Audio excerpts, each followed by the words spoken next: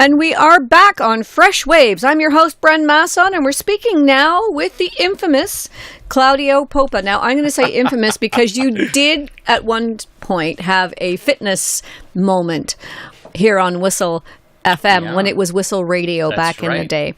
And you and Tara used to put that together. A bunch of moments, even. You had like a whole year's worth of moments. A whole bunch of moments. If you add up a whole bunch of moments, they add up to a year. Or so. Right. And I think it spanned a few years. So I know that you're doing cybersecurity because that's why we're having you on the show. But do you still do the fitness thing? The fitness thing is a hobby for me. I continue to be a certified professional in fitness, and I specialize in older adult fitness. So, no, I don't do it commercially, but, I maintain a knowledge base online. There's a fairly active Facebook page where I post hints and tips and all kinds of interesting stuff. And there was no pun intended with the fairly active Facebook page. As opposed to the active aging buzzword. I think we're all actively aging, aren't we? Yes. I love it when people say, the active aging folks. Really? I think when you're 5, you're actively aging, aren't you? I think the converse of that is passively decomposing.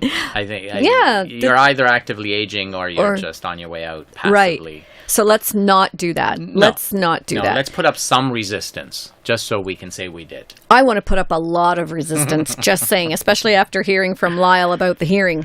Hearing from Lyle. We should get him a T-shirt that says that. You're hearing from Lyle. Okay, we are here today, and we want to maximize our time because this is a massive topic. Cybersecurity. Sure. Cyber... I guess... Cyber anything. It actually boils down to not so much security, but education. Right. People need to know what they're doing online. And just to let you know, I told you last week when we were speaking before the show about the fact that I was in a hurry. Jay wasn't home. Jay, you're supposed to be home whenever I call. And we were downloading some music to MP3s from YouTube. I downloaded one of those systems. It said, do you want to convert this MP3? I said, yes. Well, of course. That's exactly what I was doing. But I put the yes, and it was actually yes that introduced a whole bunch of advertising into my computer. And it took my husband about 4 hours on Saturday to finally get rid of it all. But it's gone and my computer's back. But it's been a month of all these ads popping up in the middle of what I'm doing. And every time I turned on my computer, I couldn't even access my code to get in because an ad would be playing that I'd have to listen to and things. It was awful. But it's gone now. But all because I didn't know.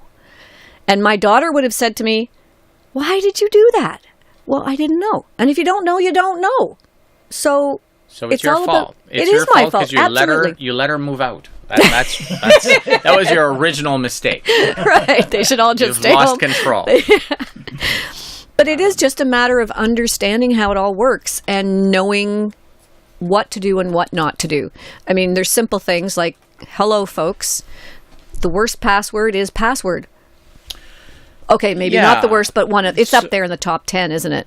Just remember that passwords are not really about the letters that you put into them as much as the length. So the most important thing about password is you got to make them long. Really? So don't be scared of 20-character passwords because they're not really passwords. They're passphrases. So just get that in your head. A password that is difficult to crack is a long password. It doesn't really matter if it's made up of A1, B2, C3 alphanumeric sequences. It's the length that makes it so hard to crack because there are so many more combinations in a really long password versus a really short password. So don't worry so much about what it's made up of. Make it up of your favorite poetry verse. Make it up of your favorite line from a movie and add some punctuation. As long as it's nice and long, it'll be almost impossible to crack. So that's your first tip is make your password long. Forget about making it expire or changing it once in a while or whatnot. There's only really 2 tips when it comes to passwords. 1, make them long, and 2, make them unique. In other words, don't use them on 2 or more different systems, websites, applications, programs. Etc. Most people reuse the same password over and over. So just because they don't want to have to remember different things? Not really. I think the main reason they do it is because they don't have a reason to not do it. So That's I always start with why. Why should you go through the trouble and the effort of coming up with a new password each time you register a new account? Because every website wants you to register a new account. So you could be tempted to click on the login with Google or login with Facebook button. That you should avoid those like the plague, and we can talk about that later. But if you're going to create a new account, that account must not have the same password as your previous accounts, because you should assume that at some point this website will get hacked. And when it gets hacked, that same password will be used in everything else that the attackers will think of. Why? Because if you're an attacker, you've got a list of, let's say, the top 50 websites, Gmail, Facebook, social media sites, and various business sites, etc. So they have ways where they can try these newly stolen passwords across a wide range of companies. And that's exactly what happens each and every time a site is cracked or breached or hacked. They harvest those credentials and they stuff them into other sites. And once they stuff them into a useful site, like an email site, that's when you're in trouble, because email is your most important account. It's your central, it's the center of your digital identity. It's used to validate every interaction that you have. The first question everyone ever asks you is, what's your email address? We'll send you a confirmation email. We'll send you a verification. So if they can intercept those, then they're in control of your identity and you're not. So that's the why. So always start with why. Why should I be doing this? I totally get it. Like, unless you're giving people reasons why not share passwords across sites, they're going to choose the most convenient option because they don't really have a reason to complicate themselves. But I've just given you the reason. The reason is credential stuffing. So this is a technical phrase, which simply means you steal passwords and you try them out on the most popular other sites, and eventually, chances are, you'll get in with the stolen credentials, and then you'll be in control of someone's identity, and then you can transfer money, for example, from one account that you control to other accounts that you control, or in and out, or you can sign up for new websites, new social media accounts. You can, apply to online banks for any number of digital identities. Okay. Now, when you say it's a different password for each of the different things that you do, and there's so many things, I'm amazed when people show me the number of pages that they have on their phone. I think I have 4, maybe 3, but people have pages and pages and pages of apps and games and all these different things, and you have to have a different password for each one of them. One of them. Can you take the one, like, say, Claudio's walking his dog on a warm and sunny day is your password, which gives you enough characters. Yeah. Can you say Claudio's walking his dog on a cloudy day?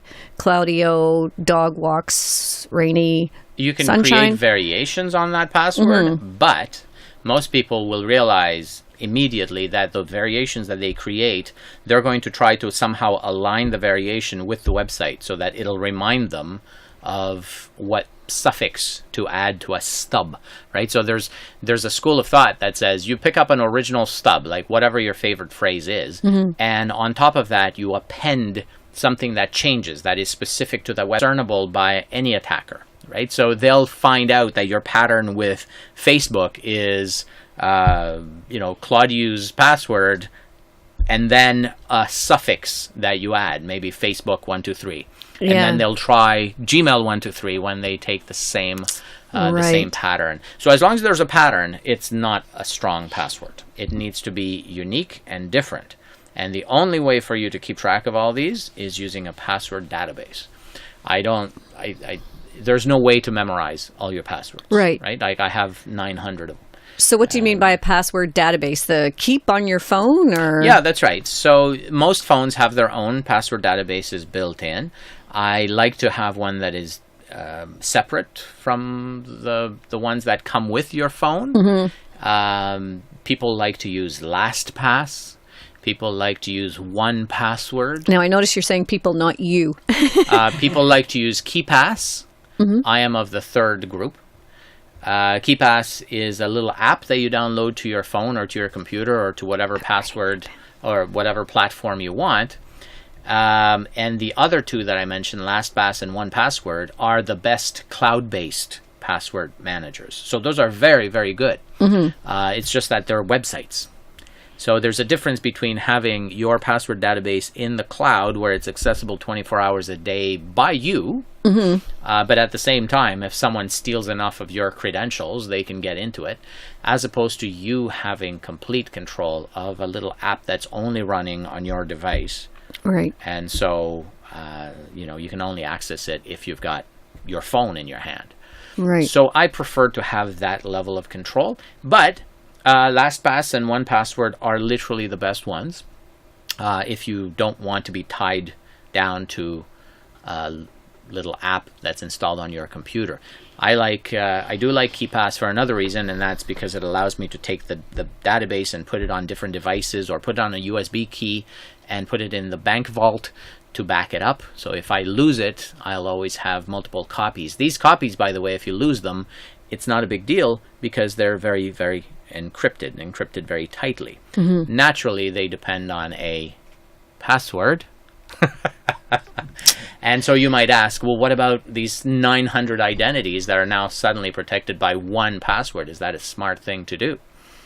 No, it's not a smart thing to do. You don't want to aggregate all your identities in one place unless they're adequately protected. So you can't just access the password database using that 1Password, because that's kind of silly. So you want to have a second factor, and most people are now familiar with having a token or a text message sent to their phone, and then they take that little code and they add it to the password.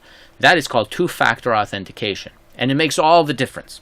So I would never, for example, do banking without a second factor, without having that second factor that allows me to supplement the simple password that I selected, supplement essentially something that I know with something that I have. So that little token, that little text message or app code, which changes, by the way, every few minutes, that makes all the difference, because these are two different types of credentials. You have one that you can memorize and one that you can't, one that is created on the spot. So you can feel free to lose your password as long as you've got two-factor authentication enabled. Now, can you do that with banking? Does it give you that option? Well, my bank does. So most banks nowadays have some sort of two-factor feature that's available or in the process of being added to the system. The only problem is they're making them optional. And because they're optional, you always fall back to this, why should I do this? Because there's a convenience to not doing it. So you need to know why. Well, the reason why is if you, let's say you were to download what was it that you downloaded last week? A converter of some sort? So if you were to download a converter of some sort, which you typed in free converter for something. So the word free usually gets you... Free. Anytime you type in the word free, there's a high chance that Google will send you to some sort of infected site. So you can download something that is effectively free, but filled with spyware at least. At most, it can also install malware, so malicious software that will steal your keystrokes from that moment on. So you might have malware on your system, and if malware is stealing your keystrokes, then it's sending them to someone. And that someone will have your password. And if that's your banking password, then that's your only protection. That's the only way you're identifying yourself to the bank, is to provide this password.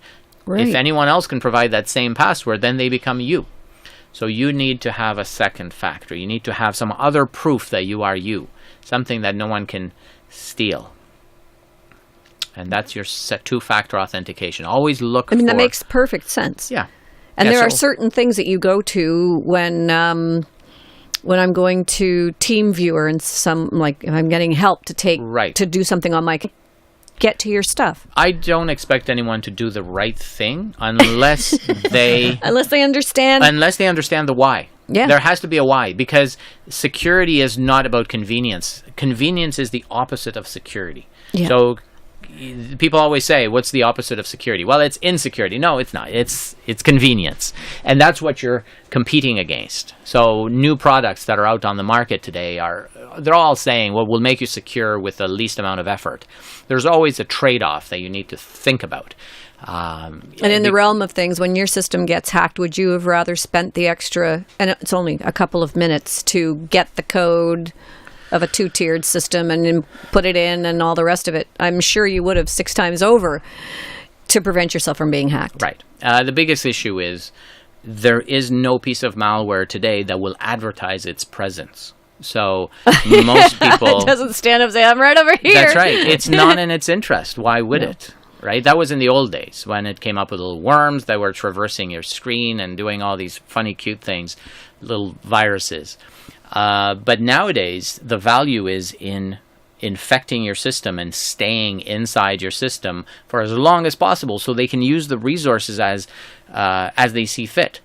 Right. So they become you, and your computer is theirs, because your computer is very useful if you can add it to 100,000 other computers and make it relay email, make it attack individual machines so that they can extort other people.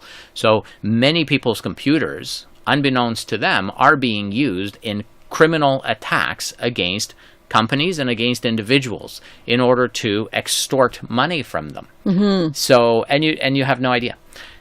In some cases, the traffic can be seen by Bell or Rogers, and sometimes you get a note that says, hey, we can see that you're pushing a lot of malicious traffic out of your IP address.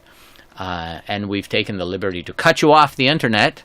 That's a fairly extreme case, but I've seen those enough times. Yeah. And they'll reactivate you if you call. But you have to assure them that you've gone ahead and cleaned your system. And then they'll say, well, if it happens again in the next 3 days, we'll cut you off permanently. Wow. So it's tricky.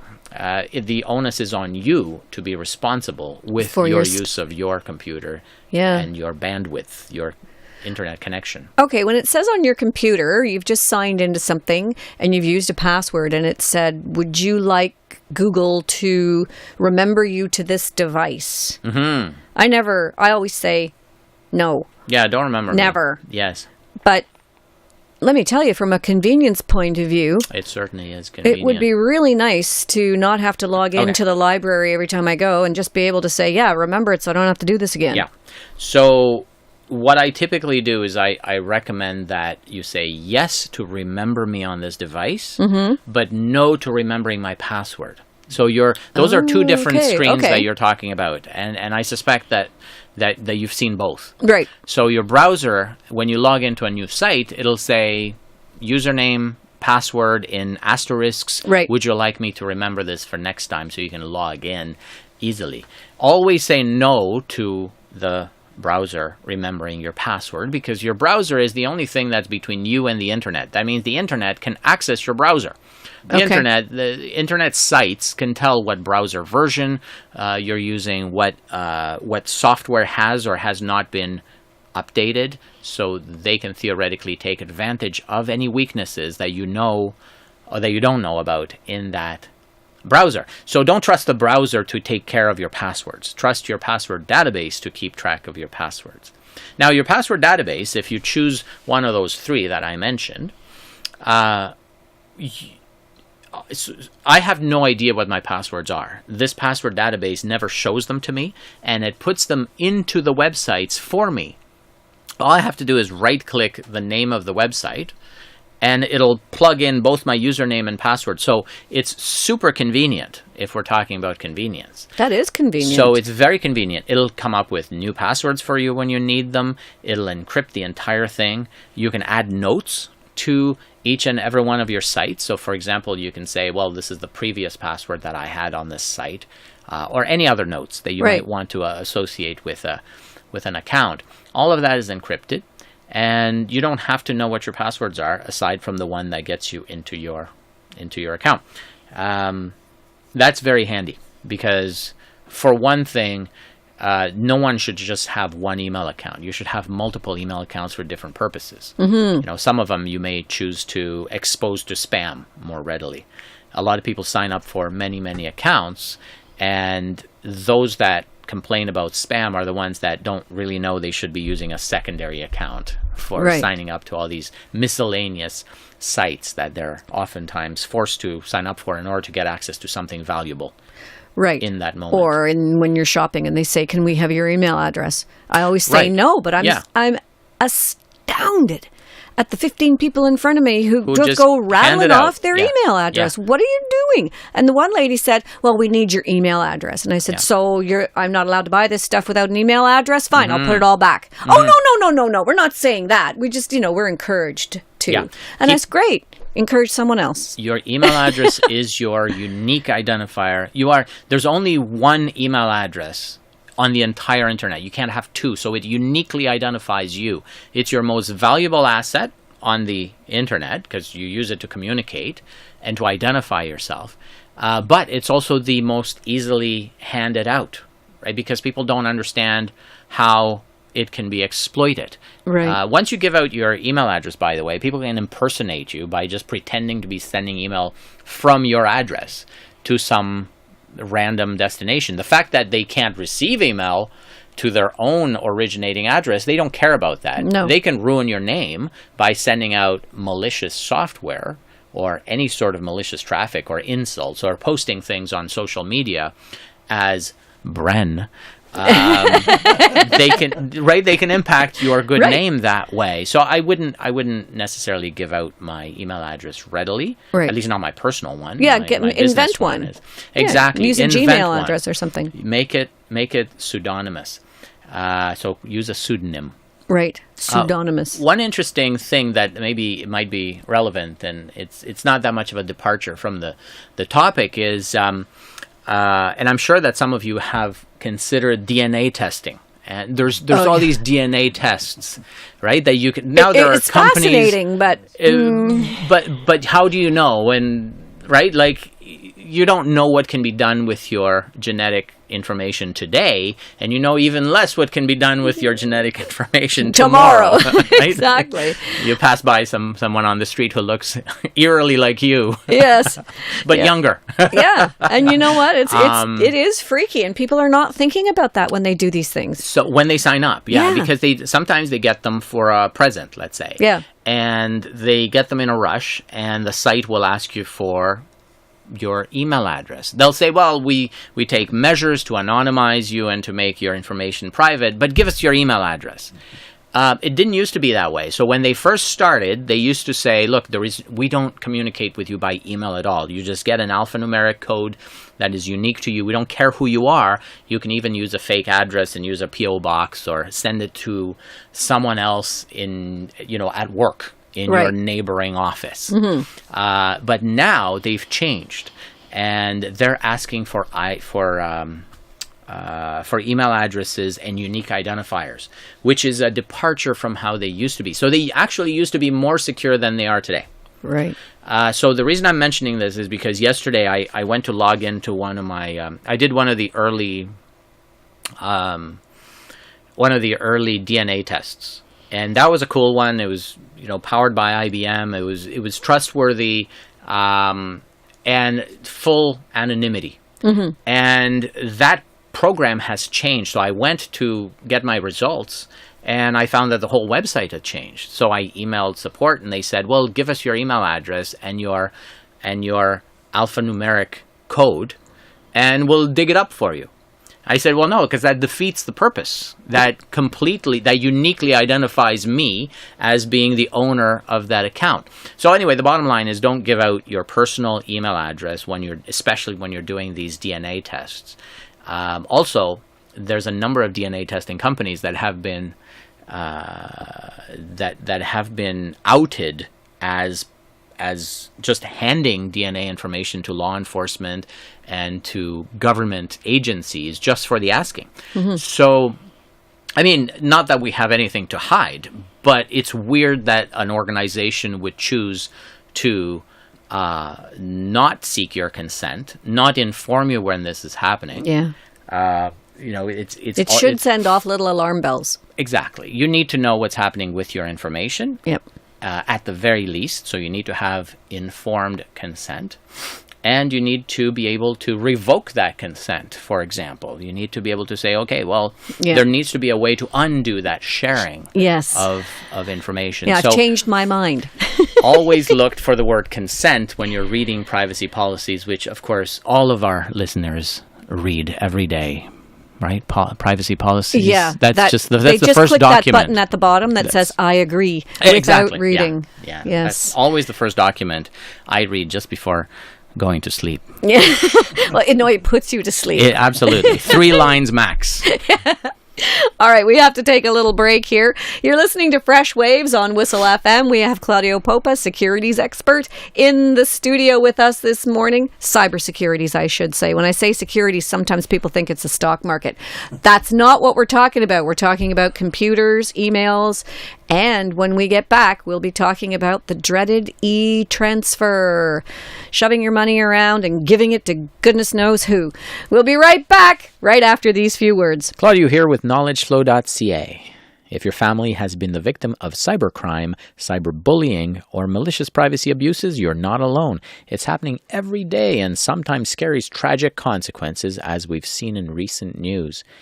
What's the solution? Don't internalize it. If it's an urgent issue, call the police immediately. If, however, you would like professional advice, you can confidentially email report@knowledgeflow.ca and get some ideas for dealing with social media, instant messaging, webcams, hacking, identity breaches, etc. Remember to visit knowledgeflow.ca on Facebook and potentially arrange a seminar for your community center, your school, or your Board of Education.